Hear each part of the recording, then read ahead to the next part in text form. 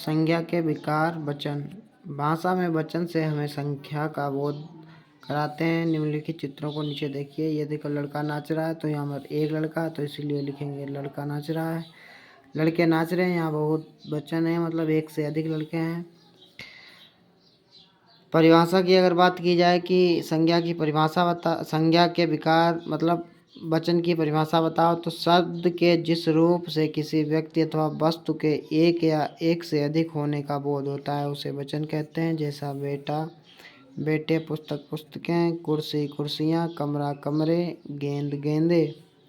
वचन के भेद हैं, तो वचन को दो भागों में बांटा गया हिंदी में, एक वचन और बहुवचन। एक वचन से किसी एक चीज़ या एक वस्तु का बोध होता है, बहुवचन से एक से अधिक वस्तुओं या प्राणियों का बोध होता है।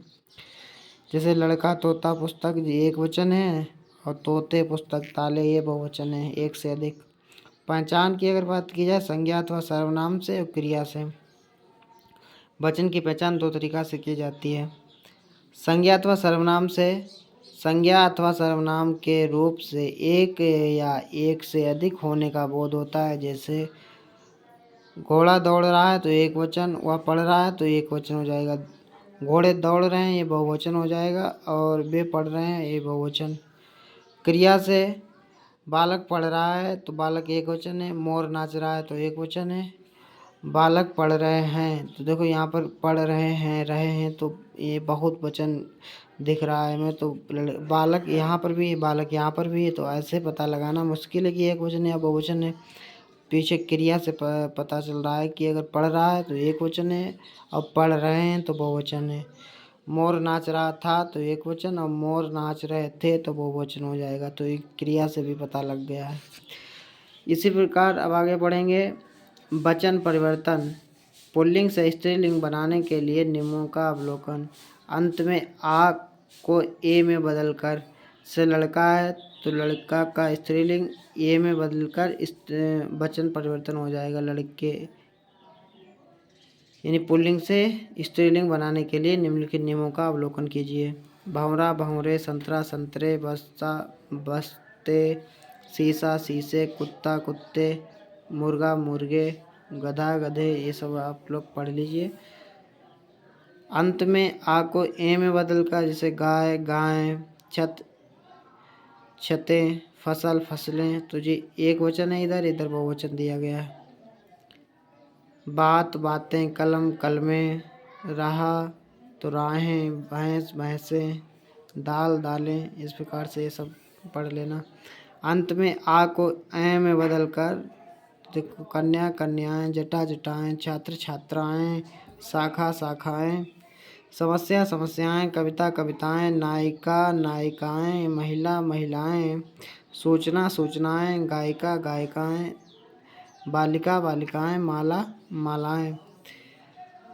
अंत में ई को इ में बदलकर तथा यहाँ जोड़कर, जैसे कहानी तो कहानियाँ, नदी नदियाँ, नदी एक वचन, नदियाँ बहुवचन, टोपी एक वचन, टोपियाँ बहुवचन, रोटी एक वचन, रोटियाँ बहुवचन, कली एक वचन, कलियाँ बहुवचन, गली का बहुवचन हो जाएगा गलियाँ, बकरी का बहुवचन बकरियाँ, गाड़ी का बहुवचन गाड़ियाँ, ताली का बहुवचन तालियाँ, धोती का बहुवचन धोतियाँ।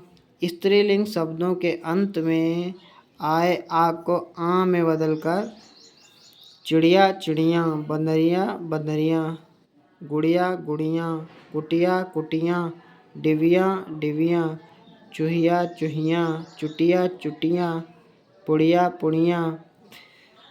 ऐसे शब्द जी कन्फ्यूजन वाले ये पूछ दिए जाते हैं। यारों यारों में भी कई बार ऐसे शब्द पूछे गए। स्त्रीलिंग शब्द के अंत में ऊ को आओ के साथ आए में लगाकर, से गाँव गाँवें, बधु बधुएं, वस्तु वस्तुएं, जूँ जुएं, ऋतु ऋतुएं, बहु बहुएं, धातु धातुएं, लूँ लुएं। एक वचन के साथ जन गण वर्ग वृंद लगाकर, जैसे छात्र तो छात्र वर्ग, ये बहुवचन हो जाएगा। नारी तो नारी वृंद, ये बहुवचन, नारी एक वचन, नारी वृंद बहुवचन। भक्त एक वचन, भक्तजन बहुवचन। कर्मचारी एक, कर्मचारी गण बहुवचन हो जाएगा। पाठक पाठक वर्ग, लेखक लेखक वृंद, युवा युवा वर्ग, गुरु गुरुजन। तो ये बहुत इम्पॉर्टेंट है, यहाँ इन्हीं से क्वेश्चन बनते हैं बहुत ज़्यादा। अंत में ई के साथ ई के आगे यहाँ लगाकर, जैसे नीति है और नीतियाँ हो जाएगा, तिथि तिथियाँ, शक्ति शक्तियाँ, जाति जातियाँ, रीत रीतियाँ, विधि विधियाँ, दवाई दवाइयाँ, मिठाई मिठाइयाँ। अंत में ई को ई में बदलकर यों को जोड़कर बहुवचन बनाया जाता है। जैसे कली दिया गया तो कलियों हो जाएगा, लड़की लड़कियों, ताली तालियों, चाबी चाबियों, रोटी रोटियों, लाठी लाठियों, नदी नदियों। जैसे लास्ट में बड़ी ई की मात्रा लगी हो तो बड़ी ई को छोटी ई में कन्वर्ट करते हैं, यों जोड़ देते हैं। ठीक है। अब यहाँ पर सदा एक वचन रहने वाले संज्ञा शब्द पुलिस, भीड़, लोहा, स्टील, सत्य, झूठ, मिठास, प्रेम, मोह, सहायता, तेल, वर्षा, जल, सम्मान, ताश, क्रोध, क्षमा, पानी, दूध, जनता, आग, आकाश, घी, जुएं, सोना आदि ये सब एक वचन में रहते हैं। हमेशा याद रखिए, व्यक्तिवाचक और भाववाचक संज्ञाएं प्रायः एक वचन में ही प्रयोग होती हैं। व्यक्तिवाचक और भाववाचक संज्ञाएं एक वचन में ही प्रयुक्त होती हैं। ठीक है। अब ये अभ्यास दिया गया है, इनका निम्नलिखित शब्दों के वचन बदलिए। ठीक है। मुर्गा है तो इसका बहुवचन करना है, घोड़ा है इसका बहुवचन, नारी है इसका बहुवचन, इनका सबका बहुवचन करना है। दूसरे में है निम्नलिखित शब्दों के आगे वचन के भेद का नाम लिखिए। ये कौन सा वचन है, एक वचन है या बहुवचन है, और फिर यहाँ पर ये भरना है आप लोगों को। जहाँ पर ये क्वेश्चन ना समझ में आए कमेंट में कमेंट कीजिए। तो मिलते हैं नेक्स्ट वीडियो में, तब तक के लिए जय हिंद।